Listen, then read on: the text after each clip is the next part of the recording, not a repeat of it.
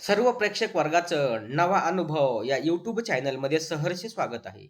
मित्रांनो, बीड जिल्हा हा अत्यंत मागास जिल्हा. या जिल्ह्यामध्ये पावसाचं प्रमाण कमी आहे. या जिल्ह्यामध्ये हाताला कुठलाही उद्योगधंदा नाही. या जिल्ह्यामध्ये एम-आय-डी-सी नाही. या जिल्ह्यामध्ये स्वच्छतेचा अभाव आहे. या जिल्ह्यामध्ये रस्ते व्यवस्थित नाही. या जिल्ह्यामध्ये पाण्याची समस्या आहे. हा जिल्हा म्हणजे अत्यंत मागास जिल्हा. इतर जिल्ह्याच्या तुलनेमध्ये हा जिल्हा का बरं मागासला आहे? कशामुळे आपला जिल्हा मागास राहिला असेल?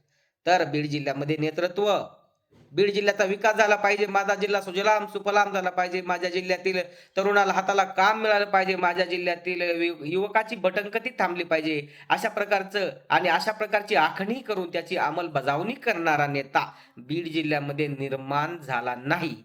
त्याच्यामुळं आपला बीड जिल्हा मागास आहे. बीड जिल्ह्यामध्ये नेतृत्व नव्हतं का? भरपूर नेतृत्व झाले. खासदार झाले, आमदार झाले, मंत्री झाले, संत्री झाले, परंतु कुणाला काही सुतक मात्र नव्हतं. प्रत्येक जण आपापली पोळी भाजून घ्यायचा आणि रिकामा व्हायचा. अशा अत्यंत वाईट परिस्थितीमध्ये अशा अत्यंत कठीण परिस्थितीमध्ये बीड जिल्ह्याला पहिलं नेतृत्व असं लाभलं, की बीड जिल्ह्याचा सर्वांगीण विकास व्हावा, माझा जिल्हा टॉपचा व्हावा म्हणून ज्यांनी तळमळीनं या बीड जिल्ह्याचा आराखडा तयार केला ते म्हणजे लोकनेते गोपीनाथरावजी मुंडे साहेब. गोपीनाथरावजी मुंडे साहेब लोकसभेवरती गेले आणि वाटलं होतं बीड जिल्ह्याचा कायापालट होईल. कारण मुंडे साहेबाला ग्रामविकास मंत्री पद भेटलं होतं. बीड जिल्ह्याचा कायापालट होईल. बीड जिल्ह्यामध्ये जमीन सुजलाम सुफलाम होईल. बीड जिल्ह्यातील तरुणांना हाताला काम मिळेल. बीड जिल्ह्यामध्ये एम-आय-डी-सी होईल. रस्त्याची अवस्था चांगली होईल. आरोग्याच्या सुविधा व्यवस्थित लोकांना मिळतील असं वाटत होतं. परंतु बीड जिल्ह्यातील जनतेचं दुर्दैवच म्हणावं लागेल मित्रांनो. कारण नियतीनं माननीय गोपीनाथरावजी मुंडे साहेब यांना आपल्यातून हिरावून नेलं. काही करण्याच्या अगोदरच मुंडे साहेबाचं दुर्दैवी अपघातामध्ये निधन झालं आणि बीडकरांच्या वाटेला एक निराशा बीडकरांच्या पदरामध्ये नियतीने पदरामध्ये टाकलेली आहे. वाटलं होतं बीडचा विकास होईल, पण नाही. काय करणार? नियती आपलं नशीबच मोठं फुटकं आहे बीडकरांचं. त्याच्यानंतर माननीय विनायकरावजी मेटे साहेब यांचं नेतृत्व वाटलं होतं काहीतरी बीड जिल्ह्यासाठी करतील. बीड जिल्ह्यांचे प्रश्न विधिमंडळामध्ये मांडतील. बीडकरांच्या समस्याबद्दल आवाज उठवतील. असं चित्र निर्माण झालं होतं. परंतु जे व्हायचं तेच झालं. जे मुंडे साहेबाचं झालं, तेच मेटे साहेबांचं झालं. अर्ध्यावरती डाव मांडला, अधुरी विकासाची कहाणी असंच म्हणावं लागतंय मित्रांनो. मेटे साहेबांना देखील अर्ध्यावरच सोडून जावं लागलं आणि बीड जिल्ह्याच्या विकासाचा प्रश्न हा वर्षानुवर्षे असाच कायमचाच तिढा बसलेल्या बीडच्या प्रश्नाला जी खीळ बसली होती, ती खीळ कायमचीच राहिली. भारत देश स्वतंत्र होऊन आज 77 वर्षे पूर्ण झालीत. 77वा स्वातंत्र्य दिन आपण साजरा केलाय. काय बीड जिल्हा अजून स्वतंत्र आहे?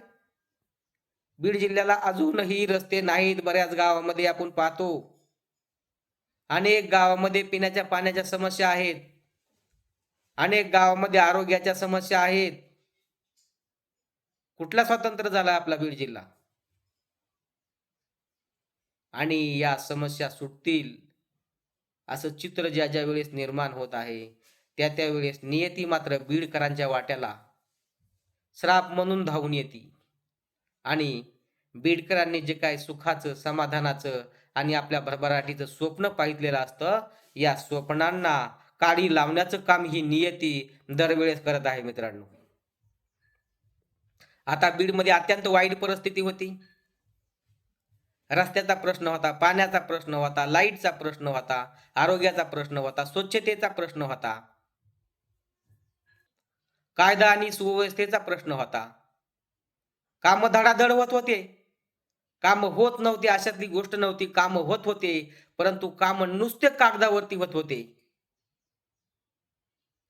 सरकार बजेट देत होतं, परंतु इथल्या नेतृत्वाला त्याचं देणं घेणं नव्हतं. स्वतःची पोळी भाजली, विषय संपला. परंतु हे मी आता जे नाव घेतलेले हे दोन नेते होते, त्यांना बीड जिल्ह्याच्या सर्वांगीण प्रश्नाबद्दल तळमळ होती. परंतु दुर्दैव आहे बीड जिल्ह्याचं. त्यांना अर्ध्यावरतीच जावं लागलं आणि बीड जिल्हा विकासापासून वंचित राहिला. भ्रष्टाचार, अन्याय, अत्याचार, कायदा सुव्यवस्थेचा प्रश्न, पेपरवरतीच होणारी कामं, गुंडागर्दी अशा प्रकारचा स्वैराचार बोकाळलेला असताना कुठंतरी वाटलं होतं की आता इलेक्शन झालेलं आहे, बदल होईल आणि ह्या बदलाचं पहिलं पाऊल म्हणून आपल्या बीड जिल्ह्याला जे पालकमंत्री लाभले होते ते माननीय अजितदादा पवार, धडाडीचं व्यक्तिमत्व, जे बोलत होते ते करून दाखवत होते.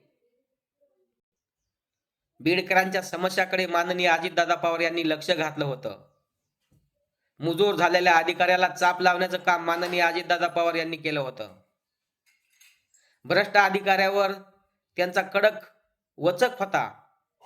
भ्रष्ट अधिकाऱ्याला झापत होते ते. कुठेतरी वाटलं होतं आशेचा किरण निर्माण झाला होता.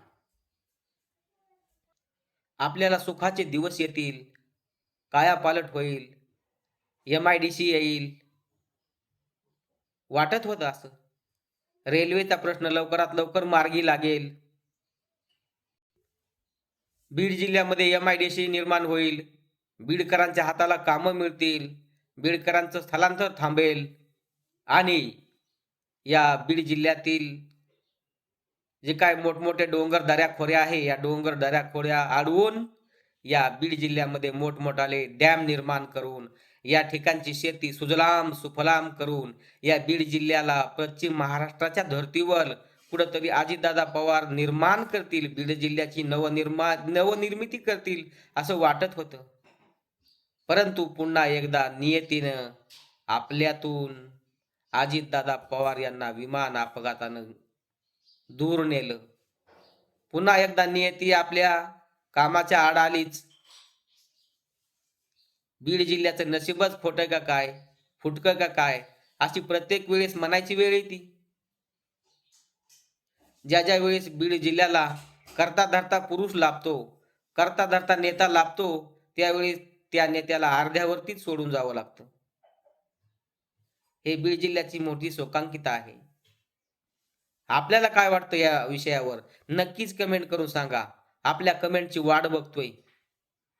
व्हिडिओ आवडल्यास व्हिडिओला लाईक करा, शेअर करा आणि या चॅनलवरती आपण नवीन असाल तर हे चॅनल नक्कीच सबस्क्राईब करा. पुन्हा एकदा अशा जिवंत विषयावर भेटू पुढल्या व्हिडिओमध्ये. तोपर्यंत गुड बाय मित्रांनो.